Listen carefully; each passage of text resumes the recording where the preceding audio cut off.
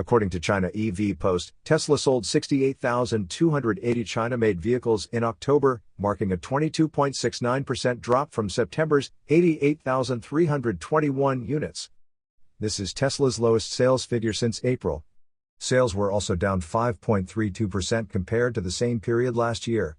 Tesla's Shanghai factory produces the Model 3 and Model Y for both local sales and exports, though specific export numbers for October were not disclosed. In contrast, BYD set a new record, selling 502,657 new energy vehicles in October, their fifth consecutive record month. NIO delivered 20,976 vehicles, while Xpeng saw 23,917 deliveries, marking its second consecutive record month. Li Auto delivered 51,443 vehicles, a 27.26% increase from last year. Tesla extended its 5-year, zero-interest loan offer in China until November 30th. You are listening to Yuan News.